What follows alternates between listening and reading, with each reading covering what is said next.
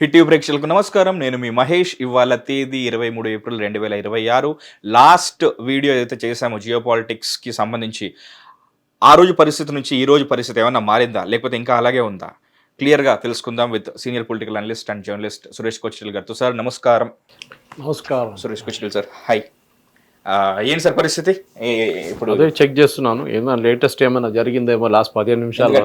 ఎందుకంటే ప్రతి నిమిషం అక్కడ కొత్త కొత్త సీన్స్, కొత్త కొత్త ట్విస్టులు, కొత్త కొత్త.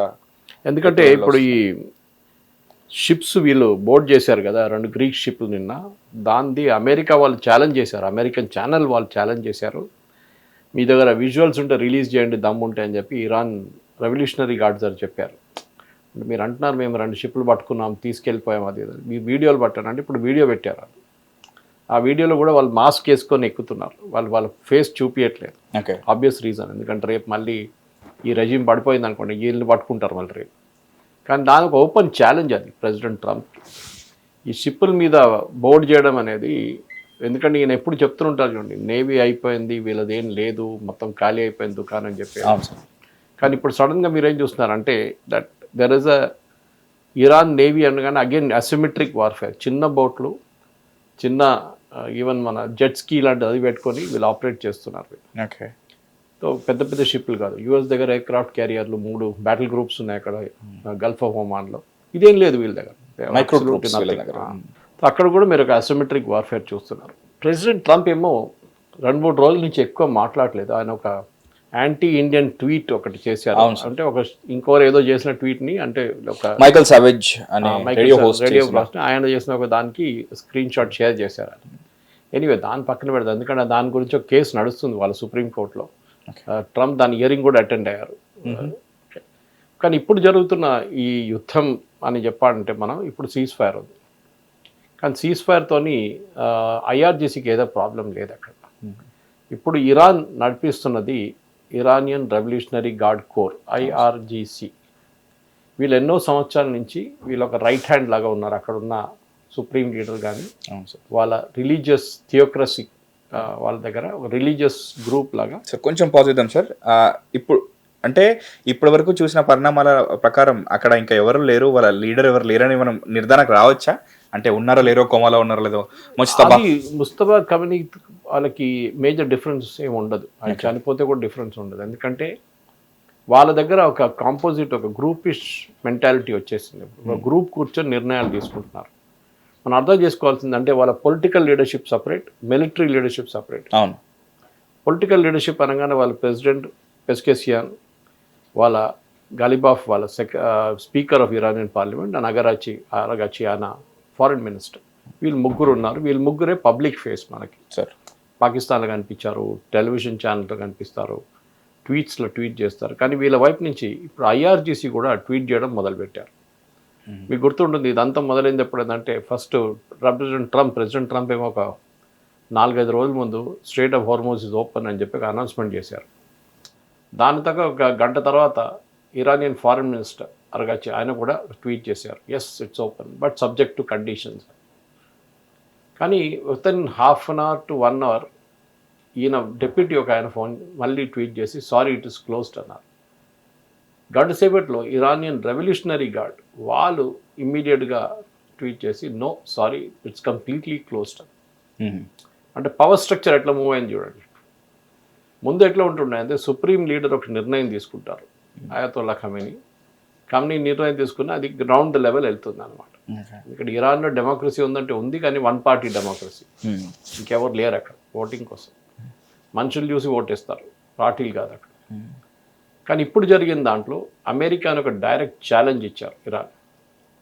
మీరు అన్నారు మా నేవీ పోయింది, మా ఎయిర్ ఫోర్స్ పోయింది, మా ఆర్మీ లేదు, వాళ్ళు ఎవరు లేరు అక్కడ, we have total control on the skies అన్న. కానీ ఇరాన్ ఓపెన్గా ఛాలెంజ్ చేస్తున్నారు, మీరు ఇటువైపు మా షిప్పుల్ని పట్టుకున్నారు, మా షిప్ని బోర్డ్ చేస్తే మేము ఇటువైపు కూడా చేస్తాం. అంటే మీరు గల్ఫ్ ఆఫ్ ఒమాన్ తర్వాత అక్కడ బయటికి చేస్తున్నప్పుడు we will do it this side that strait of Hormuz. దాన్ని ఎవరు ఛాలెంజ్ చేయట్లేదు ఇప్పుడు దాకా. సో వాళ్ళకు కూడా ఒక ఏం చెప్తారు, రిన్యూడ్ ఎనర్జీ వచ్చేస్తుంది. సరే మనం చూపిద్దాం మనకు పవర్ ఏముంది అనేది. ఇది రిస్క్ ఎప్పుడు వస్తుందంటే దీన్ని ఎక్కువ రోజులు నడిపేయలేరు వీళ్ళు. అమెరికా ఏదో ఒక రోజు రియాక్ట్ అవుతారు. ఓకే, బహుశా ఫర్ ఎగ్జాంపుల్ ఒక గ్రీక్ షిప్లో కొంతమంది అమెరికన్ క్యాప్టెన్ ఉన్నారు, తీసుకుందాం అట్లా. వీళ్ళు అమెరికన్ క్యాప్టెన్ అనగానే వీళ్ళకి ఒక ప్రైజ్ క్యాచ్, అది ఆయన్ని పట్టుకొని తీసుకెళ్ళిపోతారు సపరేట్గా.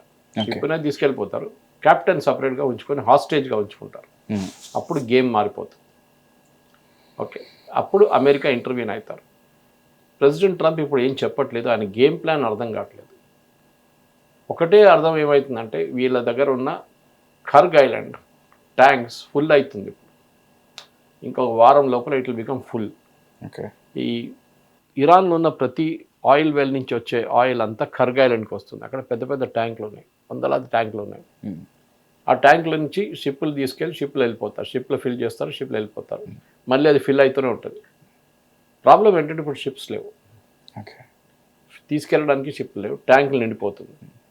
ట్యాంక్ ఫుల్ అయినప్పుడు బ్యాక్ ఫ్లో అనక ఉంటుంది. మన దగ్గర నీళ్ళ ట్యాంక్ ఫుల్ అయినప్పుడు బయట నీళ్ళు పడుతుంది, కానీ వీళ్ళకి బయట వెళ్ళడానికి స్కోప్ లేదు. There is no pipe to water కి ఆయిల్ కి తేడా ఉంటుంది కాబట్టి. సో ఫిల్ కాగానే అది షట్ ఆఫ్ చేసేస్తుంది ట్యాంక్ని, ఇంకా ఎక్కువ నింపలేరు మీరు. అప్పుడు ఏమవుతుందంటే వచ్చే పైప్లో ఉన్న ఆయిల్ రివర్స్ ఫ్లో అవుతుంది. మీరు ఈ ఆయిల్ డ్రిల్లింగ్ ఒక కాన్సెప్ట్ అర్థం చేసుకుంటే దీన్ని ఒకసారి మొదలు పెడితే ఆపలేరు. ఓకే, ఆపితే ఏమవుతుందంటే the entire oil well will crumble.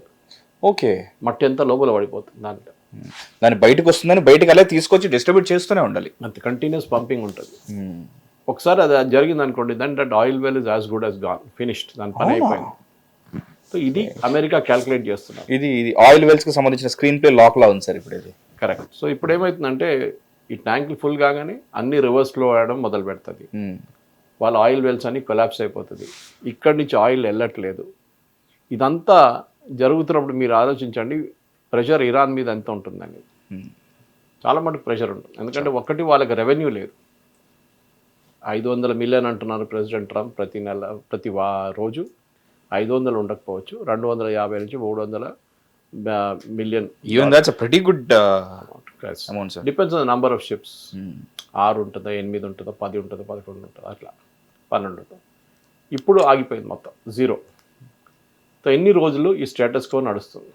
Iran ఏమంటున్నారు, మేము మా ఆయిల్ పోకపోతే మీ ఆయిల్ కూడా పోదని సౌదీ అరేబియాకి, ఖత్తర్కి, బహ్రెయిన్, కువైత్ వీళ్ళందరికీ నోటీస్ ఇచ్చేసారు ఇండైరెక్ట్. మేము మీ షిప్లు కూడా ఆపేస్తాం. అంటే మీ షిప్ అంటే మీ వైపు నుంచి తీసుకెళ్తున్న షిప్. ఇరాన్కి తీసుకెళ్ళడం ఒకటే కాదు, రావడం కూడా ఉంటుంది. వీళ్ళ దగ్గర వీళ్ళకి దే నీడ్ కూరగాయలు కానివ్వండి, బియ్యం కానివ్వండి, గోధుమలు కానివ్వండి, ఇదంతా పెట్టాలంటే టైం పడుతుంది. దో ఇప్పుడు నెక్స్ట్ స్టెప్ ఇరాన్ ఏం చేస్తారు, ఇరాన్ ఈ కంటిన్యూస్లీ షిప్స్ని ఆపుతారు, దాన్ని బోర్డు చేస్తారు, బందర్ అబ్బాస్ వైపు తీసుకెళ్తారు. వాళ్ళ పెద్ద పోర్ట్ అది బందర్ అబ్బాస్.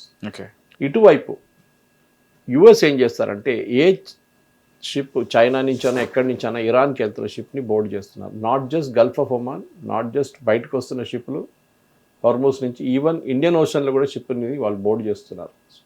ఎక్కడైనా డౌట్ ఉంటే ఇరానియన్ షిప్ అనగానే బోర్డు చేసేస్తారు. ఇరానియన్ షిప్స్ని మొత్తం వాళ్ళు ఒక క్రంచ్లో తీసుకొచ్చేసారు. వీళ్ళు ఏం చేయలేరు, వాళ్ళ నేవీ పవర్ చూపిస్తున్నారు. అదే టైం ఇరాన్ వాళ్ళ పవర్ చూపిస్తున్నారు. చిన్న చిన్న షిప్లు పెట్టుకొని, చిన్న చిన్న బోట్లు పెట్టుకొని వాళ్ళు బోర్డు చేస్తున్నారు. ఎవరు తగ్గట్లేదు, వీళ్ళు తగ్గట్లేదు, వాళ్ళు తగ్గట్లేదు. సో ఇది ఒక స్టేటస్ కోలాగా ఉంది. ఇది ఉన్న అదే టైంలో ప్రెసిడెంట్ ట్రంప్ నిన్న ఒక ట్వీట్ చేశారు. ఆయనకి ఇదే ప్రాబ్లం, ఆయన చేస్తూనే ఉంటారు ఏదేదో. ఆ ట్వీట్లో ఏమన్నారంటే ఫ్రైడే రోజు మీటింగ్ ఉంది అక్కడ చెప్పే ఇస్లామాబాద్లో. ఫ్రైడే రోజు ఏం మీటింగ్ జరగదు, అది ఒట్టిగా పుకారంతం. ఈ ప్రెసిడెంట్ ట్రంప్ ఒక రియల్ ఎస్టేట్ మనిషి, దానికోసం ఆయన ఎప్పుడు డీల్ డీల్ డీల్ అంటారు, అగ్రిమెంట్ అని చెప్పారు. మీరు అబ్జర్వ్ చేస్తుంటారు, they will never say let us have an agreement, let us have a deal అంటారు. ఒప్పందం కాదు అన్నట్టు. ఎందుకంటే అది బిల్డింగ్ అమ్ముతాం కొంటున్నాం, ల్యాండ్ అమ్ముతాం కొంటున్నాం, సో డీల్ ఉంటుంది అన్నమాట. ఇది shake hands over a deal. ఇది డీల్ కాదు, ఇది ఇప్పుడు జరగబోయేది. దానికోసం ఇదంతా ఆగిపోయింది కంప్లీట్గా. మీరు చూసుంటారు ఈ ఇరాన్ ఎందుకు వెనుకకు వచ్చారంటే వాళ్ళకి మనకు తెలిసిందే పాత స్టోరీ. ఒకటి uranium, strait of Hormuz, Hezbollah support, మరి 10 ఐటమ్లు ఉన్నాయి దాంట్లో. కానీ 2-3 మెయిన్ టాప్ ఐటమ్ అన్ని ఇంపార్టెంట్, బట్ ఇవి కొంచెం ఫస్ట్ టాప్ ప్రయారిటీలో ఉన్న 5 పాయింట్స్. అది వాళ్ళు కాంప్రమైజ్ చేయరు. ఆల్సో వాళ్ళ మీద ఉన్న గ్రాంట్స్ అండ్ కొన్ని డబ్బులు రిలీజ్ చేయడం, అది ఫ్రీజ్ చేయడం, డిఫ్రీజ్ చేయడం. ఇదంతా ఉన్నప్పుడు కూడా యుఎస్ ఏమంటున్నారంటే ఫస్ట్ మీరు ఒక ఒప్పందం తీసుకురండి. అదే కాదు సీజ్-ఫైర్ ఎక్స్టెండ్ చేసినప్పుడు ఏం చెప్పారు president Trump? Pakistan field marshal అన్నారంట, మేము వీళ్ళందరినీ సపరేట్ గ్రూప్స్ ఉన్నారు ఇప్పుడు, అందరినీ కూర్చోబెట్టి ఒక అగ్రిమెంట్ మీ దగ్గరికి తీసుకొస్తాం, మీరు దాన్ని చూడండి, ఇట్లానే 10 పాయింట్లు 5 పాయింట్లు ఉంటుందంట. ప్రెసిడెంట్ ట్రంప్ ఓకే అని చెప్పారు. అది ఎప్పుడు రాదు. ఇన్ఫ్యాక్ట్ ఇవాళ పొద్దున యాజ్ వీ స్పీక్ వాళ్ళ దగ్గర ఉన్న official news agency field marshal Asim Munir double game ఆడుతున్నాడు అని చెప్పి ఒక ఆరోపణ చేశారు. ఓకే, చాలా సీరియస్ ఆరోపణ. బహుశా నెక్స్ట్ టైం ఇరాన్కి రావడానికి భయపడతాడని, వీరేమైనా చేస్తారేమో. మా దగ్గర నుంచి వెళ్ళి అమెరికాకి ఇంకేదో చెప్తున్నాడు, అమెరికా వైపు టిల్ట్ అవుతున్నాడు అసీం మునీర్.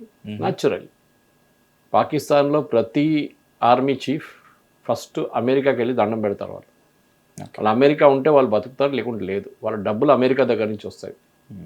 వాళ్ళకి కావాల్సిన ఏం డబ్బులు కావాలంటే అమెరికా ఇస్తారు. వాళ్ళ దేశం అమ్మేసుకుంటారు ఫస్ట్. పాకిస్తాన్లో అది యాయా ఖాన్ నుంచి పర్వేజ్ ముషరఫ్, దాని ముందు జియావుల్ హక్, ఇప్పుడు అసీం మునీర్. ప్రస్తుతానికి ఆల్రెడీ తాకట్లో కూడా ఉంది వీళ్ళకు జెట్స్ అండ్ ఆర్మీ కూడా దుబాయ్ దగ్గర. వీళ్ళు ఫస్ట్ లండన్లో ఇల్లు కొనుక్కుంటారు, ఆ డబ్బులంతా అమెరికా ఇస్తారు. అమెరికాకి కావాల్సింది ఏంటంటే వీళ్ళ దగ్గర వీళ్ళు చెప్పిన మాట అంతా వినాలి. అది హిస్టారికల్ అట్లానే ఉంది. ఎందుకంటే సోవియట్ టైం నుంచి చూస్తే ఆఫ్ఘనిస్తాన్ ఆక్యుపై చేసుకున్నప్పుడు సోవియట్ వాళ్ళు అమెరికా వాళ్ళని అక్కడి నుంచి తరిమికొట్టడానికి పాకిస్తాన్ని యూజ్ చేశారు, వాడుకున్నారు, లిటరలీ వాడుకున్నారు. డబ్బులు ఇచ్చి, ఎయిర్క్రాఫ్ట్ ఇచ్చి, ఆయుధాలు ఇచ్చి పాకిస్తాన్ని కొనుక్కున్నారు.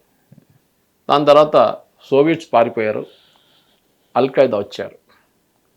అల్ఖైదా ఇంకా పెద్ద ప్రాబ్లం అయింది. అల్ఖైదాని కొట్టడానికి వాళ్ళు కొట్టే ముందు 9/11 చేసేసారు వాళ్ళు. దాని తర్వాత అల్ఖైదా మీద బాంబింగ్లు మొదలుపెట్టారు. టోరాబోరా కేవ్స్ దగ్గర ఆఫ్ఘనిస్తాన్లో, ఈవెన్ కాబూల్లో బాంబింగ్ చేశారు. కొన్ని రోజుల తర్వాత ఒసామా బిన్ లాడన్ని పాకిస్తాన్ ఇంటెలిజెన్స్ ఏజెన్సీస్ అటోబాబాద్ తీసుకెళ్లారు ఆఫ్ఘనిస్తాన్ నుంచి. ఇది అమెరికాకు తెలియకుండా చేశారు. And versus America and Pakistan కలిసి పనిచేస్తున్నారు వీళ్ళిద్దరు అల్ఖైదా అగేన్స్ట్. కానీ వీళ్ళు డీల్ చేసుకున్నారు ఒసామా బిన్ లాడన్. తర్వాత మనకు తెలిసిన స్టోరీ, ఒసామా బిన్ లాడన్ని కొన్ని సంవత్సరాల తర్వాత అటోబాబాద్లో దొరికేట. ఇది ఇట్లన్నప్పుడు పాకిస్తాన్ మళ్ళీ సెకండ్ ఇన్నింగ్స్ ఎప్పుడు వచ్చిందంటే తాలిబాన్. దీని తర్వాత తాలిబాన్ వచ్చినప్పుడు మళ్ళీ పాకిస్తాన్ వచ్చి అక్కడ కూర్చున్నారు, మళ్ళీ పాకిస్తాన్ యూజ్ చేశారు. ఒక టైంలో అల్ఖైదా తాలిబాన్ రెండు కలిసి వీళ్ళని కొట్టడం మొదలుపెట్టారు. యుఎస్ని, నేటో ఫోర్సెస్ని. పారిపోయారు అక్కడి నుంచి, వెళ్ళి ఎక్విప్మెంట్ అంతా అక్కడ పడేసి పారిపోయారు. మళ్ళీ తాలిబాన్ వచ్చేసారు. So one Taliban replace with Anantha Taliban అన్నమాట. ఇది పాకిస్తాన్ ఎట్లా వాడుకున్నారని. సో పాకిస్తాన్ జనరల్స్ కానీ, పాకిస్తాన్ పొలిటీషియన్స్ కానీ యుఎస్ పేరోల్లో ఉంటారు. వాళ్ళు యుఎస్ ఇచ్చే డబ్బుల మీద బతుకుతారు వాళ్ళు. ఓకే, నేను చెప్పాను చూడండి, వాళ్ళకి పిల్లలకి చదువు, ఫారిన్ కంట్రీస్లో, ఫారిన్ ఇన్స్టిట్యూషన్స్లో, లండన్లో ఇల్లు, ఇదంతా వాళ్ళు చూసుకుంటారు కంప్లీట్ సిఐఏ. ఓకే, వీళ్ళు ఏం చేయక్కర్లేదు. ఇది వీళ్ళ పరిస్థితి ఇప్పుడు పాకిస్తాన్. సో అసీం మునీర్ కూడా అంతే. నాచ్ బేబీ నాచ్ అంటే నాచ్ చేస్తాడు అమెరికా. సో అయితే ఇరాన్కి నచ్చట్లేదు ఇప్పుడు. ఇరాన్ అన్నారు మాతో డబుల్ గేమ్ ఆడుతున్నారు వీళ్ళు. మీకు గుర్తుంటుంది ఫస్ట్ 10 పాయింట్స్ తీసుకొచ్చినప్పుడు అమెరికా అన్నారు, దీంట్లో మీరేమో చెప్పారు ఏంటి ఇరాన్, మీరు అంటున్నారు సీజ్ ఫైరా లెబనాన్లో, లేదే మా దగ్గర అన్నాడు, మా లిస్ట్లో లేదండి. ఇరాన్ అన్నారు మాకు ఇచ్చిన లిస్ట్లో ఉందే, పాకిస్తాన్ తీసుకుని పాకిస్తాన్ అడ్మిట్లో లిస్ట్ మార్చేశారు. వాళ్ళకి తెలుసు ఈ సీజ్ ఫైర్ తీసుకెళ్ళి అమెరికాకి వెళ్తే వాడు అక్కడే చింపి పడేస్తాడు paper. Which is not at all right for a mediator. ముఖ్యంగా ఫస్ట్ ఆఫ్ ఆల్ ఈ దీంట్లో మీడియేటర్ రోల్ లేదు. Okay, postmen. ఎందుకంటే మీరు ఫేస్ టు ఫేస్ కూర్చొని మాట్లాడాలి. ఫస్ట్ మీరు ఫోన్లో మాట్లాడండి, కావండి మీకు ఫిజికలీ కలవక్కర్లేదు, ఫోన్లో మాట్లాడచ్చు. మీరు నడిమిట్లో ఉన్న మెసేజ్ మీరే చెప్పుకోండి, ఆయనకు చెప్పండి, వాళ్ళు రిప్లై చేస్తారు. మీ నడిమిట్లో ఒకటి ఎందుకు పోస్ట్మెన్ జాబ్? ఎందుకంటే పాకిస్తాన్ ఒక క్రెడిబిలిటీ ట్రై చేస్తున్నాను. మన దగ్గర గుర్తుంటుంది, చాలామంది మన జర్నలిస్ట్ మోదీ గారిని విపరీతంగా ఏం చెప్తారు, ఒక మాక్ చేశారు, వాళ్ళు ట్రోల్ చేశారు. అక్కడ చూడండి అసీం మునీర్, షెహబాజ్ షరీఫ్ ఇంటర్నేషనల్ పేర్లు ఛాంపియన్స్ అయిపోయారు. మీరేమో 56 ఇంచ్ ఛాతీ అన్నారు, ఇక్కడే ఉన్నారు, విశ్వగురు అన్నారు, ఎవరు మిమ్మల్ని పట్టించుకోవట్లేదు. మా జయశంకర్ గారు అన్నారు, మా పని దళాల్ పని చేయడం కాదు, మా పని మా దేశం చూసుకుంటాం, మేము దేశాన్ని కాపాడుకుంటాం, దళాల్ పని మేము చేయమని చెప్పారు. అదే జరుగుతుంది. Pakistan become దళాల్ rate. ఇప్పుడు వాళ్ళని ఎవరు పట్టించుకోవట్లేదు. మళ్ళీ స్టాక్స్ అంటారు, ఏం కాదు. ఎందుకంటే వీళ్ళిద్దరు గ్యాప్ చాలా ఎక్కువ మహేష్. వీళ్ళు బిలీవ్ చేయరు. యుఎస్ ఇక్కడ ఉంటే ఇరాన్ ఇక్కడ ఉన్నారు, వీళ్ళు కలవరు ఎప్పుడు నడిమిట్లో. ఓకే. ఎందుకంటే వీళ్ళు ఉన్నారు ఒక టైంలో, ఒబామా టైంలో మనకు తెలిసిందో జేసీపీ అగ్రిమెంట్ చేసినప్పుడు జేసీపీఏ నెగోషియేట్ చేయడానికి 21 నెలలు పట్టింది. అవును సార్. ఇది ఇప్పుడు 5 వారాలు 6 వారాలు అయింది ఇప్పుడు ఈ బాంబింగ్ మొదలై. ఎట్లా చేస్తారు? ఒక మీటింగ్ జరిగింది 20 గంటలు, దాని తర్వాత దాంట్లో కూడా ఏం రిజల్ట్ రాదు కూడా. చాలా complicated. In fact Iran delegation, first delegation Tehran నుంచి వచ్చినప్పుడు దాంట్లో 80 మంది ఉండే పాకిస్తాన్కి వచ్చినప్పుడు. 80 మంది, మనం చూసింది 3-4. అవును సార్. 80 people head come. ఎందుకు? వీళ్ళు టెక్నికల్ ఎక్స్పర్ట్స్ని తెచ్చుకున్నారు తోడు. Iranians are very good at negotiating. Okay. వాళ్ళు ఈ నెగోషియేషన్ నేర్చుకున్నారు ఎప్పుడంటే ఇరాక్తో జరిగిన వాళ్ళది 8 year వార్ ఒకటి ఉండే, 8 సంవత్సరాలు నడిచినప్పుడు యుద్ధం ఉండే ఇరాక్తో, సద్దాం హుసేన్ ఉన్నప్పుడు. దాంట్లో 2 సైడ్కి చాలా నష్టం జరిగింది. Almost 10 million people are killed. Pakistan దాంట్లో ఇన్వాల్వ్మెంట్ ఏం లేకుండే ఆ టైంలో. వీళ్ళిద్దరే మాట్లాడుకున్నారు, ఎవరు? Iraq and Iran. తర్వాత కూర్చొని నెగోషియేట్ చేశారు వాళ్ళు. దాంతో లాస్ట్ యుద్ధం ఆగిపోయింది 8 years తర్వాత. నష్టాలు జరిగిందే. బట్ ఈ ఇరానియన్స్కి అది చాలా బాగా తెలుసు ఎట్లా నెగోషియేట్ చేయాలని. దానికోసం ఒబామా టైంలో కూడా మీరు చూస్తుంటారు, జాన్ కెరీ ఇలాంటి వాళ్ళ ప్రొఫెషనల్స్ అటువైపు ఉన్నా కానీ ఇరానియన్స్ ఒక డీసెంట్ డీల్నే సైన్ చేసుకున్నారు. డీసెంట్, అంత వన్ సైడెడ్ అని చెప్పలేము మనం. ఏంటి? 3.67% ప్యూరిటీ, 10 సంవత్సరాల దాకా యురేనియంని ప్యూరిఫై చేయం, దానికన్నా ఎక్కువ అని చెప్పి ఒక ఒప్పందంకి వచ్చారు. అదే టైంలో అమెరికా కొంచెం డబ్బులు రిలీజ్ చేశారు, వాళ్ళు సీజ్. డీసెంట్ డీల్ ఉంది. కానీ మన ప్రెసిడెంట్ ట్రంప్కి ఎవరైనా ఇంకెవరైనా డీల్ చేస్తే నచ్చదు, ఆయనే చేయాలి. రాగానే చింపి పడేసిండు. ఇరాన్ అన్నారు okay thank you very much అనేవి. వాళ్ళు యురేనియం మళ్ళీ మొదలుపెట్టారు, ప్యూరిఫికేషన్ 60% దాకా వెళ్ళిపోయారు. మళ్ళీ ఇప్పుడు వచ్చి మొత్తం ఆపండి అంటే వాళ్ళు ఆపరు. So we're back to square one. మీకు ఆ జేసీపీ అగ్రిమెంట్ ఉంటే అది 2015 నుంచి 2025 దాకా ఉండే. Just 1 year before again it would been extended. మీరు అంతా అగ్రిమెంట్ మీరు స్క్రాప్ చేసిన తర్వాత మళ్ళీ మీరు వెళ్ళి ఇరాన్ దగ్గర మళ్ళీ అదే అగ్రిమెంట్కి వస్తున్నారు. మీరు మళ్ళీ ఎందుకు అది రిజెక్ట్ చేశారు? మళ్ళీ ఒబామా చేసని చెప్పిన ఈగో ప్రాబ్లమా మీకు ట్రంప్? ఇదే అర్థం కావట్లేదు. ఈ పరిస్థితి ఇట్లా ఉన్నప్పుడు మహేష్ ఇంకా ముందుకు వెళ్ళాలంటే చాలా కాంప్లికేటెడ్ ఇష్యూ. ఇప్పుడు యురేనియం పక్కన పెట్టండి, స్ట్రైట్ ఆఫ్ హార్మోజ్ తీసుకోండి. స్ట్రైట్ ఆఫ్ హార్మోజ్ ఎప్పుడూ క్వశ్చన్లో లేకుండే, ఎప్పుడూ ఓపెన్ ఉండే. దీనికన్నా ముందు కూడా యుద్ధాలు జరిగినాయి. ఇరాక్ జరిగినప్పుడు కూడా ట్యాంకర్ వార్ జరిగింది, కానీ స్ట్రైట్ ఆఫ్ హార్మోజ్ క్లోజ్ చేయలేదు. స్ట్రైట్ ఆఫ్ హార్మోజ్ దీనికన్నా ముందు క్లోజ్ చేసిన దేశం పేరు యునైటెడ్ కింగ్డమ్. 1953 అనుకుంటాను. They close the straight of Hormuz for 2 years. 2 years exactly. ఇది హిస్టరీలో ఉంది అది. సో దాని తర్వాత ఇప్పుడే జరుగుతుంది. సో ఇరాన్ కూడా అర్థమైపోయింది ఈ యొక్క ట్రంప్ వాళ్ళ దగ్గర ఉండే అని చెప్పేసి. ట్రంప్కి ఇవ్వాల్సిన ట్రంప్ కార్డ్ వాళ్ళ దగ్గర ఉండిపోయింది. వాళ్ళు అది వాడుకున్నారు. అది ఎప్పుడు ఫ్యాక్టర్ చేయలేదు US that straight of Hormuz ఒక ఇష్యూ అయిపోతుంది. ఇప్పుడు చాలా యురేనియం తర్వాత సెకండ్ లార్జెస్ట్ ఇష్యూ. ఎందుకంటే ఫస్ట్ ఇష్యూ మర్చిపోయారు, రెజీమ్ చేంజ్. అక్కడ ఉన్న గవర్నమెంట్ మారాలి, అక్కడ ఉన్న మనుషుల్ని తీసేసేయాలి, పవర్ నుంచి కొత్తగా గవర్నమెంట్ తీసుకురావాలనుకున్నారు. ఇక్కడ మన వెనజువేలాలో చేసినట్లనే డెన్సీ రోడ్రిగెస్ని అక్కడ కూర్చోబెట్టారు ట్రంప్. అట్లనే ఇక్కడ కూడా ఎవరినైనా కూర్చోబెడతాను ట్రంప్ చెప్పారు కూడా. నా మనిషి నేను ఇంటర్వ్యూ చేస్తాను, నేనే సెలెక్ట్ చేస్తానని చెప్పారు. అదేం జరగలేదు. ఇప్పుడు దాని గురించి మాట్లాడలేదు. రెజ్యూమ్ చేంజ్ అయిపోయింది అంటున్నారు ట్రంప్. ఏంటి, కొంతమంది చంపేశారు, రెజ్యూమే లేదు అక్కడ, రెజ్యూమ్ ఈజ్ ఓవర్. కానీ మనం చూసాం ఒక రెజ్యూమ్ పడిపోతే కూడా నెక్స్ట్ లీడర్షిప్ వచ్చారు, వారిని కొట్టే వాళ్ళు నెక్స్ట్ లీడర్షిప్ పనిచేస్తున్నారు.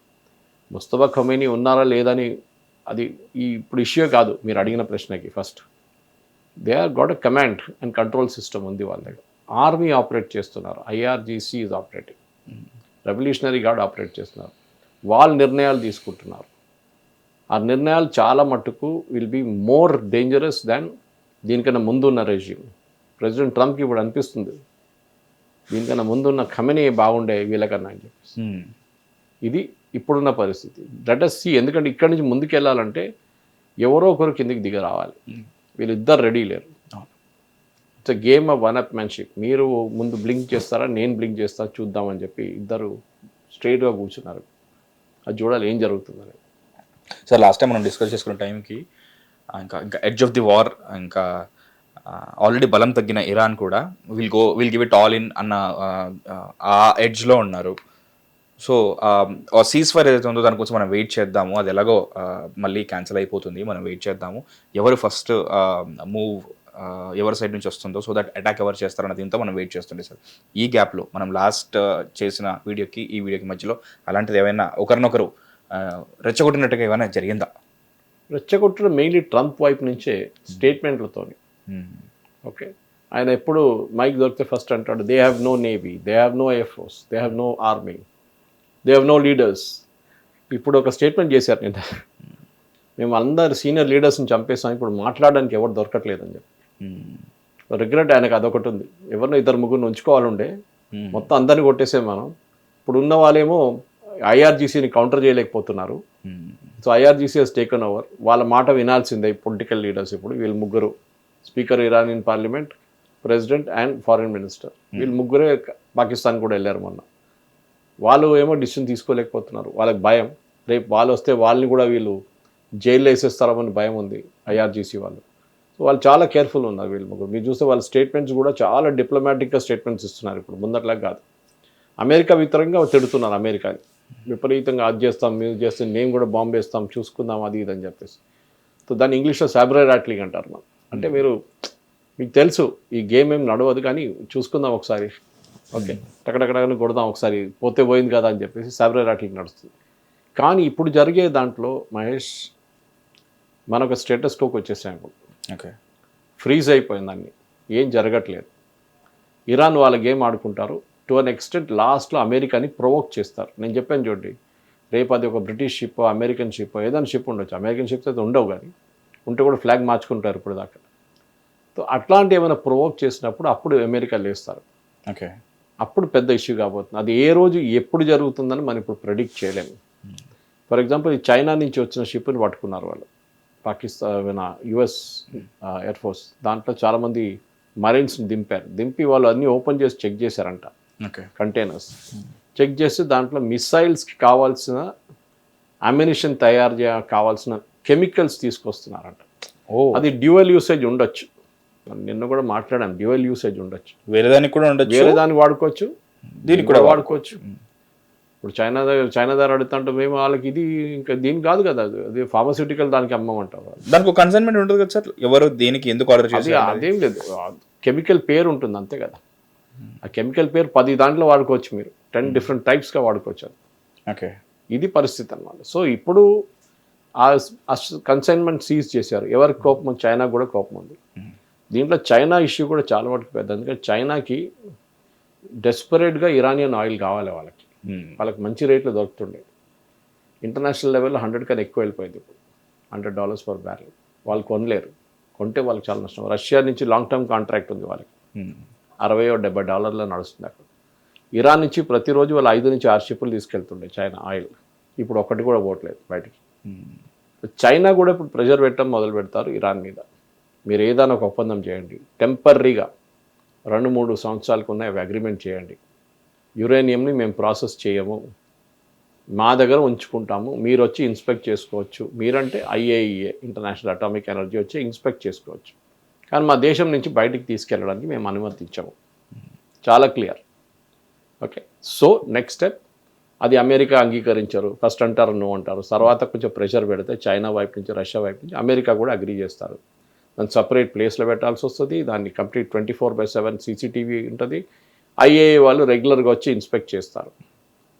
మీరు రెగ్యులర్ దాన్ని మీరు 3.67లో నడిపించుకోండి. అప్పుడు ఏమవుతుంది? ఇప్పుడు ఒబామా చేసిన అదే ఒప్పందం వచ్చేస్తుంది మళ్ళీ తిరిగి మళ్ళీ అక్కడికే వచ్చింది. అప్పుడు అది ట్రంప్కి పొలిటికలీ చాలా పెద్ద ప్రాబ్లం కాబోతుంది.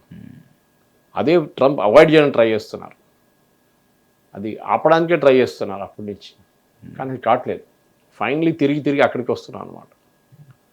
Second part of it, strait of Hormuz. ఇరాన్ని టోల్ ట్యాక్స్ కానీ ఏదైనా కలెక్ట్ చేయని అనుమతించము. అది కాకుండా ఆ షిప్పుల్ని కూడా మీరు ఆపుతున్నారు చూడండి, దాన్ని కూడా బంద్ చేయండి, మొత్తం దుకాణం బంద్ చేసి ఇంటికి వెళ్ళిపోండి అంటున్నారు. అదంత ఈజీ కాదు. ఇరాన్కి ఎప్పుడు తెలుసు, రేపు కావాలంటే మళ్ళీ వాళ్ళు షట్ డౌన్ చేయొచ్చు సడన్గా. ఒక షిప్ మీద ఫైర్ చేసే చాలు. దాన్ని ఆపాలంటే వాళ్ళ దగ్గర ఉన్న ఆ పార్ట్ ఆఫ్ ద నేవీ, ఏది చిన్న బోట్లు, జెట్ స్కీలు ఉన్న వాళ్ళని ఫినిష్ చేయాల్సి వస్తుంది.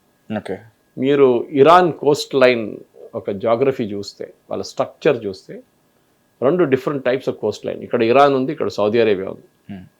సౌదీ అరేబియన్ కోస్ట్ లైన్ మొత్తం శాండ్, ఓకే, అది ఈవెన్ మీరు ఖతార్ చూడండి అంత శాండ్ ఉంటుంది, కంప్లీట్గా డెజర్ట్ లాగా ఉంటుంది. అటువైపు ఇరాన్ ఉన్నది మొత్తం రాక్స్ ఉన్నాయి, రాళ్ళు, పెద్ద పెద్ద కేవ్స్ ఉన్నాయి. వీళ్ళ కేవ్ లోపల కూర్చొని ఈ పని అంతా చేస్తారు, ఫైరింగ్లంతా. అది వాళ్ళకి ఒక న్యాచురల్ ప్రొటెక్షన్ ఉంటుంది, మీకు స్కై నుంచి కనిపించదు, ఆకాశం నుంచి కనిపించదు, శాటిలైట్. జియోగ్రఫికల్గా అదొక అడ్వాంటేజ్ ఉంది వాళ్ళకి. ఎస్. సో ఇట్లాంటి పరిస్థితుల్లో వాళ్ళు న్యాచురల్గా అడ్వాంటేజ్ని వాడుకుంటారు. సో వాళ్ళని either you have to destroy completely, వాళ్ళని ధ్వంసం చేసేయాలి, ఆర్ వాళ్ళని కంట్రోల్లో పెట్టాల్సి వస్తుంది.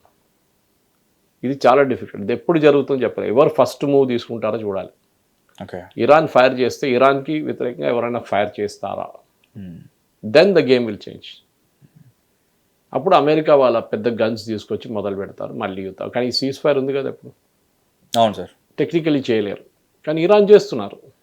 They are not bothered about ceasefire. అటువైపు ఇజ్రాయెల్ అండ్ లెబనాన్ మాట్లాడుకుంటున్నారు, కానీ సీజ్ ఫైర్ ఉందంటే ఉంది, కానీ డైలీ కొడుతున్నారు ఇజ్రాయెల్ వాళ్ళు, డైలీ హెజ్బుల్లాని కొడుతున్నారు. ఎందుకంటే వాళ్ళు ఏమంటారు, హెజ్బుల్లాతో మాకేం సంబంధం, మాకేం సీజ్ ఫైర్ లేదు, సీజ్ ఫైర్ లెబనాన్తో ఉంది, ఇది హెజ్బుల్లా అంతే. సేమ్ థింగ్ ఇప్పుడు ఇక్కడ కూడా అంతే. ఇరాన్ దగ్గర యూఎస్కి ఉన్న ప్రాబ్లం ఏంటంటే, యూఎస్ అంటారు మేము వీళ్ళు చేసే పనికి ఆపడానికి ట్రై చేస్తున్నాం, మొత్తం లోకంకి అందరికి మేము హెల్ప్ చేయడానికి వస్తున్నాం, స్ట్రేట్ ఆఫ్ హార్మూజ్ నుంచి మాకు 10 పైసలు అక్కర్లేదు, మాకు ఇక్కడ నుంచి ఫ్యూయలే అక్కర్లేదు.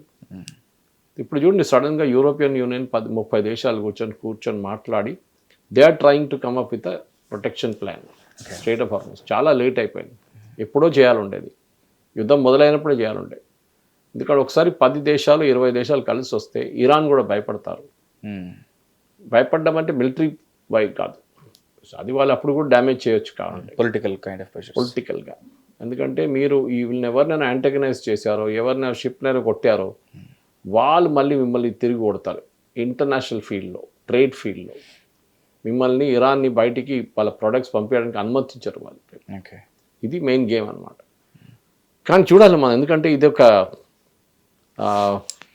అంతులేని కథలాగా మారిపోకూడదు. అదే సార్, లైక్ దీనికి ఒక ప్రీ క్లైమాక్స్ వచ్చి దీనికి ఒక కథ సుఖాంతం అవుతుంది అనుకుంటే సాగుతూనే ఉంది. అదే. సో ఇది ఎండ్ కావట్లేదు. ఎండ్ కావాలంటే ఒకటి, ట్రంప్కి చాలా డెస్పరేట్, ఎందుకంటే ఆయన రేటింగ్స్ పడిపోయింది, ఆయన రేపు వాళ్ళ పార్టీ ఎలక్షన్కి వెళ్తే, మిడ్ టర్మ్ పోల్స్కి వెళ్తే ఓడిపోతారు, 100% ఓడిపోతారు. ఇదంతా ఆయనకు తెలుసు. అది కూడా కాదు మహేష్, ఇది చాలా ఇంపార్టెంట్. ఏంటంటే మీరు యుద్ధం ఆగిపోయిన రేపు బ్యాండేడ్ లాగా రేపు మొత్తం అన్నీ ఓకే అయిపోతుంది కాదు, మినిమం 6 నెలలు పడుతుంది స్టెబిలైజేషన్ కోసం. గ్యాస్ పని చేయట్లేదు ఖతార్ది, గ్యాస్ రిఫైనరీస్ అంతా డౌన్ ఉంది, కువైత్ అంతే, బహ్రెయిన్ అంతే, సౌదీ అరేబియా అరంకోని కొట్టారు. వీళ్ళందరూ అంటున్నారు 6 నెలల నుంచి మాకు 2 సంవత్సరాలు 3 సంవత్సరాలు 4 సంవత్సరాలు కూడా పట్టచ్చు. అప్పుడు ఏమవుతుందంటే అవైలబిలిటీ ఆఫ్ ఆయిల్ మార్కెట్లో తగ్గిపోతుంది. దానికోసం ప్రెసిడెంట్ ట్రంప్ రష్యాకి ఇప్పుడు కూడా మళ్ళీ అనుమతించారు, మీరు అమ్మేసుకోండి ఆయిల్ కావాలంటే, ప్రాబ్లం లేదు. ఒకసారి ఇరానియన్ ఆయిల్ కూడా మార్కెట్కి వస్తే మార్కెట్ స్టెబిలైజ్ అయిపోతుంది. అప్పుడు మీకు $70 $72 బ్యారెల్కి వస్తుంది. కానీ ఇప్పుడు $100 నడుస్తుంది, విచ్ ఈజ్ అన్సస్టైనబుల్. ఏ దేశం కూడా ఇట్లా నడిపేయలేదు, మనం ఎట్లనో నడిపిస్తున్నాం మన దగ్గర, భగవాన్ జానే ఎట్లా చేస్తున్నారు. కానీ ఇప్పుడు మన ఇరాన్ వైపు చూస్తే ఒక క్విక్ సొల్యూషన్ అయితే ఇప్పుడు రావట్లేదు, ఏం కనిపించట్లేదు. కానీ ఏదో ఒక ప్రొవొకేషన్ జరిగితే, పెద్ద ప్రొవొకేషన్ జరిగితే అప్పుడు మళ్ళీ యుద్ధం మొదలవుతుంది. స్పెషలీ పాకిస్తాన్ ఇరాన్ని తీసుకురాలేకపోతే ట్రంప్ పాకిస్తాన్ని పక్కన పడేస్తారు, దట్ ఈస్ ఫర్ ష్యూర్. కరేపాకు ఎట్లా పడేస్తారు అట్లా పడేస్తారు పక్కన. దాని తర్వాత పాకిస్తాన్ తిరిగి చూడడు, మేమే డైరెక్ట్ డీల్ చేసుకుంటాం ఇరాన్తో అన్నట్టు. ఇది జరగబోతుంది. ఇన్ఫాక్ట్ జరిగితే బాగుంటుంది sir actually. Yes, it will happen. See, మీరు ఎన్ని రోజులు ఒక మీడియేటర్ని మీరు ట్రస్ట్ చేస్తారు, ఆయన పని చేయకపోతే మళ్ళీ ఎందుకు మీడియేటర్ అంటే ఇన్ని రోజులు ఒమాన్ కరెక్ట్గా తీసుకొచ్చి వీళ్ళు కూర్చోబెట్టారు జెనీవాలో, 2 సార్లు బాంబింగ్ అయింది, కానీ తీసుకొచ్చారు కదా. ఎన్నో రోజులు జరిగింది నెగోసియేషన్ జెనీవాలో. ఒమాన్ ఫారిన్ మినిస్టర్ ఉన్నారు, వాళ్ళకంతా ఇన్ఫ్లుయెన్స్ ఉంది ఇరాన్ మీద, వీళ్ళకి లేదు. వీడు పక్కా ఏజెంట్ అంతే, వాడు బెల్ కొడతాడు, వీళ్ళు కాగితం తీసుకుంటాడు, వీళ్ళకి ఇస్తారు, వీళ్ళు బెల్ కొడతాడు, మళ్ళీ కాగితం వస్తే ఇక్కడ ఇస్తాడు, ఇదే పని. వీళ్ళిద్దరు తీసుకొచ్చి కూర్చోబెట్టడంలో ఇస్లామాబాద్లో అది లాస్ట్లో హోటల్ బిల్లు కట్టలేదు, ఆగా ఖాన్ ఫౌండేషన్ వాళ్ళు కట్టారు బిల్లు. ఓకే, ఇదే జరిగింది. సో పాకిస్తాన్ ఏంటంటే ఒక క్రెడిబిలిటీ కోసం ట్రై చేస్తున్నారు. డబ్బులు లేవు వాళ్ళ దగ్గర, ఫారిన్ ఎక్స్చేంజ్ లేదు, అప్పులతోనూ మునిగిపోయారు వాళ్ళు. యూఏకి అప్పు రిటర్న్ చేయడానికి సౌదీ అరేబియా దగ్గర నుంచి అప్పు తీసుకున్నారు. They are trying to build an ఇమేజ్కి మేము నెక్స్ట్ నోబెల్ ప్రైజ్కి అర్హతలు మేమే అని చెప్పేసి. కానీ ఇది జరగదు. ఇరాన్కి ఒక రెవల్యూషనరీ గార్డ్కి అసీమ్ మునీర్కి చాలా బాగా రిలేషన్షిప్ ఉండే. కానీ ఇప్పుడు ఈ జరిగిన చర్చలతోనే ఆ రిలేషన్షిప్ మొత్తం పోయింది కంప్లీట్గా. ఓకే, వాళ్ళకి విశ్వాసం పోయింది ఆయన మీద. అమెరికా వైపు తిరుగుతున్నాడు, అమెరికా కోసం డ్యాన్స్ చేస్తున్నాడు అని చెప్పి ఇరాన్ రెవల్యూషనరీ గార్డ్స్ చాలా క్లియర్గా ఇవాళ పొద్దున్న చేసిన ప్రెస్ నోట్లో చెప్పారు. అసీమ్ మునీర్ని నెక్స్ట్ టైం వస్తారో లేదో ఇరాన్ కూడా డౌట్ఫుల్. ఇప్పుడు ఇద్దరు కొట్లాడుకుంటుంటే ఎంటర్టైన్మెంట్ కోసం వాళ్ళని చూసే వాళ్ళు ఒకరు ఉంటారు. వాళ్ళిద్దరు కొట్లాడుకున్న తర్వాత వాళ్ళకి బ్యాండెడ్ అమ్మేవాడు ఒకడు ఉంటాడు. ఆ బ్యాండెడ్ అమ్మింది నేనే అని చెప్పేసి ఆ బ్రాండ్ని చెప్పుకునేవాడు ఉంటాడు. ఇక్కడ ఆ రోల్ పాకిస్తాన్ ప్లే చేస్తుంది. ఎట్ ద సేమ్ టైం ఎందుకంటే వాళ్ళ కారణాలు వాళ్ళకు ఉన్నాయి. ఎంతసేపు కంట్రీని నడిపించాలంటే ఎవరిదో ఒకరి దగ్గర నుంచి అమ్మ అయ్యా అంటూ అని చెప్పేసి వాళ్ళ దగ్గర నుంచి ఫండ్స్ తీసుకోవడం జరుగుతుంది. ఆ ప్రాసెస్లోనే సౌదీ అరేబియా దగ్గర వాళ్ళ ఆర్మీని, వాళ్ళ జెట్ ఫోర్స్ని కూడా అక్కడ పెట్టారు. ఇప్పుడున్న పాయింట్లో ఎవరో ఒకరు ప్రవోక్ చేస్తే నెక్స్ట్ దాడి చేయడానికి రెడీగా ఉన్నారు. ఇరు వర్గాలుగా రెడీ ఉన్నారు. అటు ఇరాన్ బలం తక్కువ ఉన్నా కూడా రెడీగా ఉన్నారు. ఇటు అమెరికా వాళ్ళ దగ్గర యుద్ధం తాలూకు ఖర్చు ఫుల్గా పెరిగిపోయినా కూడా రెడీగా ఉన్నారు. మనం నెక్స్ట్ వెయిట్ చేయాల్సిన ఆ మైల్ స్టోన్ పాయింట్ ఏంటి? ఇరాన్ ఫైనాన్షియల్గా కంప్లీట్గా బ్యాంక్రప్ట్ అయిపోతారు. ఓకే, డబ్బులు ఉండవు, జీతం ఇవ్వడానికి డబ్బులు ఉండవు. ఇంటర్నేషనల్ నుంచి బియ్యం తెచ్చుకోవాలన్నా, గోధుమలు తెచ్చుకోవాలన్నా అజర్బైజాన్ రూట్ తీసుకోవాల్సి వస్తుంది వాళ్ళకి. ఓకే, సీ రూట్ తీసుకోలేరు వాళ్ళు. అక్కడి నుంచి ఎంత తీసుకొస్తారో మనకు తెలియదు. పేమెంట్ ఎట్లా చేస్తారో తెలియట్లేదు. ఇప్పుడు చూడండి, యునైటెడ్ స్టేట్ గవర్నమెంట్కి రిక్వెస్ట్ పెట్టారంట. అఫీషియల్గా వాళ్ళు అక్నాలెడ్జ్ కూడా చేశారు ట్రెషరీ సెక్రటరీ. ఏంటి, మా దగ్గర డాలర్ పేమెంట్స్ చేయడానికి డాలర్ లేవు, మా బిజినెస్ అంతా డౌన్ అయిపోయింది, ఆయిల్ అమ్మలేకపోతున్నాం, టూరిజం లేదు, మేము ఇప్పటి నుంచి పేమెంట్స్ యుఎన్లో చేస్తాం, చైనీస్ కరెన్సీలో చేస్తాం, మీరు మమ్మల్ని కాపాడుకుంటే మేము మీ డాలర్ పేమెంట్ మళ్ళీ మొదలు పెడతాం. Okay, so you have to release special allowances for dollars. In fact China and Russia వాళ్ళు రీసెంట్లీ ఒక కొత్త ఒప్పందానికి కూడా వచ్చారు. వాళ్ళు నడిపించుకుంటున్నారు ఇంకో గేమ్, అది ఇంకో లెవెల్. అది ఇది జనరల్గా గల్ఫ్ కంట్రీస్ అందరికి ఇదే ప్రాబ్లం ఉంది. వాళ్ళు ఎవరు ఇప్పుడు ఆయిల్ ఎక్స్పోర్ట్ చేయట్లేదు. సౌదీ అరేబియా వాళ్ళ ఈ స్పేస్ పైప్ లైన్ నుంచి అది చేస్తున్నారని, కానీ మిగతా వాళ్ళు ఎవరు చేయలేకపోతున్నారు. ఖతార్ గ్యాస్ ఫెసిలిటీతో కొట్టేశారు వాళ్ళు కంప్లీట్ ఆల్మోస్ట్. అది ఇంకా 5 సంవత్సరాలు పడుతుంది. లిమిటెడ్ కెపాసిటీలో ఆపరేట్ చేయొచ్చు, ఒక 20-25% అంతే. పాత దానికి సీన్కి రాదు వాళ్ళు. వాళ్ళు ఇప్పుడు ఏం చేస్తున్నాడు, వాళ్ళ దగ్గర ఉన్న డబ్బులు ఎక్కడెక్కడ పెట్టారో అన్నీ తీసుకొస్తున్నారు రిటర్న్. స్టాక్ మార్కెట్లో పెట్టారో, స్టార్టప్స్లో పెట్టారో యూఎస్లో, అదన్నీ రిటర్న్ తీసుకొస్తున్నారు. బ్రేకింగ్ ది ఎఫ్టీస్ లాగా. వాళ్ళకి చాయిస్ లేదు, ఎందుకంటే డబ్బులు కావాలి వాళ్ళకి. వాళ్ళ లైఫ్ స్టైల్ మెయింటైన్ చేయడానికి ఆ డబ్బులు కావాలి. మీకు ఆ ఖతార్ ఎయిర్వేస్ నడిపించాలంటే డబ్బులు కావాలి, మీకు సౌదియా నడిపించాలంటే డబ్బులు కావాలి, మీకు ఎమిరేట్స్ నడిపించాలంటే డబ్బులు కావాలి, మీకు ఆ పెద్ద ఎయిర్పోర్ట్ దుబాయ్లో ఎయిర్పోర్ట్ మెయింటైన్ చేయడానికి డబ్బులు కావాలి, ప్రతిదానికి. So they are not a middle class country, చాలా రిచ్ కంట్రీ. రిచ్ అంటే ఎన్నో డబ్బులతో ఇన్ని రోజులు ఆడుకున్నారు, ఇప్పుడు సడన్గా డబ్బులు లేవు. ఆలోచించండి, ఒక ఇల్లు నడిపిస్తున్నప్పుడు కూడా మనకు తెలుసు ఆ ప్రాబ్లం. ఇంత జీతం ఉన్నప్పుడు నెలకి 1 లక్ష 2 లక్షలో 50,000 ఎంత జీతం ఉన్నా ఆ జీతం మీద నడిపిస్తారు ఇల్లు. సడన్గా అది ఆగిపోయింది అనుకోండి, ఏం చేస్తారు? అప్పు తీసుకోవాల్సింది అక్కడిక్కడ వెళ్ళి. అదే చేస్తున్నారు ఇప్పుడు. అప్పు కాకపోతే మీరు ఇన్వెస్ట్ ఎక్కడ చేశారో బ్యాంక్లో ఎఫ్డీ అది విత్డ్రా చేస్తారు, అది చేస్తున్నారు ఇప్పుడు ఫస్ట్ టైం. కానీ దీనికన్నా ముందుకు వెళ్తే ఏం చేస్తారో చెప్పలేము. All the Gulf countries are serious financial ప్రాబ్లమ్లో ఉన్నారు. వాళ్ళు పెట్టుబడి బాగానే పెట్టారు, దే ఇన్వెస్టెడ్ వెరీ వెల్. ఎందుకంటే ఎస్పెషలీ మొహమ్మద్ బిన్ సల్మాన్ చాలా బాగా తెలుసు సౌదీ అరేబియా దట్ ఆయిల్ అనేది ఎక్కువ రోజులు ఉండదు, ఏదో ఒక రోజు ఆగిపోతుంది. ఇదంతా 10 సంవత్సరాలు 20 సంవత్సరాలు ఏమో ఉండొచ్చు. ఆగినప్పుడు ఏమవుతుంది, మళ్ళీ మేము ఈ నెక్స్ట్ జనరేషన్ ఎట్లా నడిపిస్తాం, దాని తర్వాత జనరేషన్ ఎట్లా నడిపిస్తాం? దానికోసం వాళ్ళు కంపెనీస్ తీసుకొచ్చారు దుబాయ్కి అంతా, ఖతార్లో, ఈవెన్ షార్జాలో బయట నుంచి యూనివర్సిటీస్, కంపెనీలు అందరు తీసుకొచ్చారు యూరోప్ నుంచి. ఏంటి అట్రాక్షన్? 0% ట్యాక్స్ లేదు. అప్పుడు వచ్చేసేయండి, వాళ్ళు పరిగెత్తుకుంటూ వస్తారు. వాళ్ళు అక్కడ 35-40% ట్యాక్స్ కడతారు. ఇదే కదా, మన దగ్గర చాలా ఇండియన్స్ కూడా వెళ్ళారు, పర్సనల్ ఇన్కమ్ ట్యాక్స్ 0 అని చెప్పేసి. అక్కడ ఇది ఉంది as of now. Yes, that situation is there. కానీ మళ్ళీ వీళ్ళందరూ తిరిగి రావాలంటే కాన్ఫిడెన్స్ ఉండాలి వీళ్ళకి. రేపు మళ్ళీ ఇంకొక ఇరాన్ తయారు కాకూడదు మన పక్కన అని చెప్పేసి అదొక ప్రాబ్లం ఉండొచ్చు వీళ్ళకి.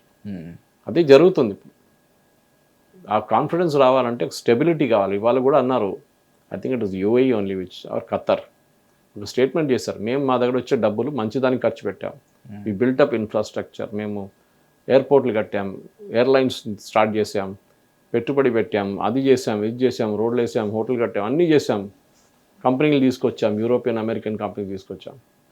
ఇరాన్ ఏం చేశారు, మిసైల్స్ తయారు చేశారు, బాంబులు తయారు చేశారు, డ్రోన్లు తయారు చేశారని చెప్పి I think it the ఖతారీ foreign minister who made the statement. కరెక్టే, దాంట్లో డౌట్ లేదు. కానీ ఇరాన్ ఏమంటారు, మేము మా మీద దాడి చేస్తున్నారు, దానికోసం మేము ఏం చేయాలి, we have to arm our self. దానికోసం వాళ్ళు అడిగారు కూడా అమెరికా దగ్గర, you give us a statement saying that మీ మీద ఇప్పటి నుంచి ఎవ్వరు ఆక్రమించారు, అప్పుడు మేము మా మిసైల్ ప్రోగ్రామ్ తగ్గించేస్తాం. కానీ వీళ్ళు రాసియ్యరు, అది రాసిస్తే కూడా ఇజ్రాయెల్ పట్టించుకోరు, వాళ్ళు మళ్ళీ ఇచ్చి బాంబు వేస్తారు. ప్రెసిడెంట్ ట్రంప్ని కూడా నమ్మలేము, ఎందుకంటే ఆయన మన యూకేకి చెప్పారు, చూడండి మీతో చేసిన సంబంధం అది ఒప్పందం, ట్రేడ్ డీల్ అంతా స్క్రాప్ చేసేస్తున్నాను నేను, మీరు మాకు కోసం హెల్ప్ కావాలంటే మీరు ఇవ్వలేదు. సో ఆ శాంక్టిటీ లేదు, ఆ పేపర్ విలువ కూడా లేదు, సంతకం పెట్టిన పేపర్ కూడా విలువ ఉండదు. ఆ పొజిషన్కి వచ్చేస్తాం మనం. అది జరగకూడదు అంటే ఎస్, ఇరాన్కి ఒక అష్యూరెన్స్ ఇవ్వాలి వస్తుంది, ఎస్ మీ మీద దాడి ఉండదు ఇప్పటి నుంచి, we will not. At the same time you have to do these things. అది యురేనియం ఉండొచ్చు, స్టేట్ ఆఫ్ హార్మోస్ కొత్తగా వచ్చింది, అది కాకుండా ఈ టెర్రరిస్ట్ని మిగతా దేశాల్లో ఉన్న హెజ్బుల్లా, హమాస్, హుతీల్ని వాళ్ళు సపోర్ట్ బంద్ చేయాలి, ఇదంతా ఉంటుంది. వన్ ఫాలోస్ ద అదర్ అనమాట. అన్నీ ఒకటేసారి జరగదు, ప్రాసెస్లో తీసుకెళ్లాల్సి వస్తుంది.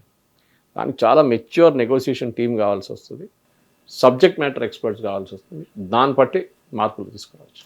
సో పట్టుకుంటే పాము కోపం, విడిస్తే కప్ప కోపం అనేది సామెత ఉంటుంది కదా సార్, అలా ఉంది sir situation. So next mile stone వచ్చేసి మీ మీద మేము ఎలాంటి దాడి చేయం, ఎట్ ది సేమ్ టైం మేము ఇచ్చిన ఆ పాయింట్స్కి అగ్రి అయితే ఒక శాంతియుత ఒప్పందం చేయడానికి ముందుకు వస్తాము. ఎట్ ది సేమ్ టైం మళ్ళీ అందులో ఎన్ని ఆంక్షలు ఉంటాయి, ఎవరు వచ్చి మళ్ళీ వేలు పెడతారో, ఎవరు వచ్చి క్రెడిట్ కొట్టేస్తారో, ఆ క్రెడిట్ కొట్టేసే ప్రాసెస్లో వాళ్ళని మొత్తంగా తొలగిస్తే ఇంకా సంతోషం అని చెప్పేసి నేనైతే భావిస్తున్నాను. అండ్ ప్రస్తుత జియో పాలిటిక్స్ గురించి క్లియర్గా ఎక్స్ప్లెయిన్ చేసినందుకు thank you so much sir. Thank you very much. State into hit TV, this is Mahesh. Hit TV app, ఇందులో short news, live news, entertainment shows, movies, digital magazines తో పాటు మీ జిల్లా వార్తలను కూడా ఫ్రీగా చూడొచ్చు. ఇంకెందుకు ఆలస్యం, వెంటనే హిట్ టీవీ యాప్ ని డౌన్లోడ్ చేసుకుని ఫ్రీగా ఎంటర్టైన్మెంట్ పొందండి. Hit TV app. Hit TV app. Please download hit TV app. Hit TV యాప్ని ఫ్రీగా డౌన్లోడ్ చేసుకొని ఎంజాయ్ చేయండి. మీకు నచ్చిన ఎంటర్టైన్మెంట్ కోసం హిట్ టీవీ యాప్ ని ఫ్రీగా డౌన్లోడ్ చేసుకొని ఎంజాయ్ చేయండి. హిట్ టీవీ యాప్ ని డౌన్లోడ్ చేసుకుని ఆస్వాదించండి, ఆశీర్వదించండి. ఇంతమంది సెలబ్రిటీలు హిట్ టీవీ యాప్ ని డౌన్లోడ్ చేసుకోండి అని చెప్తున్నారంటే ఎంత మంచి యాప్ ఆలోచించండి. అమెరికా అమెరికా అమెరికా అమెరికాలో చదవాలనుకునే వాళ్ళకి విశ్వసనీయమైన పేరు మన శౌర్య కన్సల్టెన్సీ. UK లో 1 year masters, UK లో 1 year masters, 2 years work permit up to 5 years visa. Contact Saurya Consultancy. Contact 89851 89851.